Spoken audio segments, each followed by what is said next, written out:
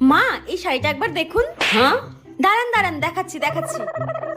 এই দেখুন একবার দেখুন। দেখি দেখি দেখি, কি সুন্দর লাগছে আমাকে। মা আপনাকে কিন্তু এই শাড়িটা পরলে খুব সুন্দর লাগবে। আপনার বিবাহ বার্ষিকীর দিন এই শাড়িটাই পরবেন। শাড়িটা কিন্তু বেশ ভালোই পছন্দ করে এনেছে, কিন্তু বৌমাকে এটা বলা যাবে না, নইলে মাথায় চড়ে বসবে। সবই ঠিক আছে, কিন্তু শাড়ির রংটা আমার পছন্দ হয়নি অতটা।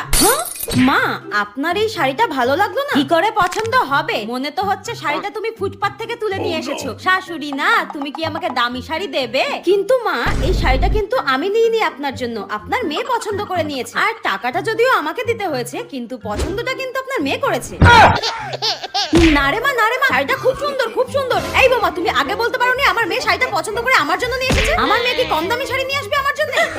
একদম কথা বলবে না তুমি আমার সঙ্গে। সব সময় আমাকে অপমান করতে পারলেই বাঁচেন, তাই না? নিজের মেয়েকে এবার সামলান। এই জন্য বলে বেশি পাকামো করতে নেই। হ্যাঁ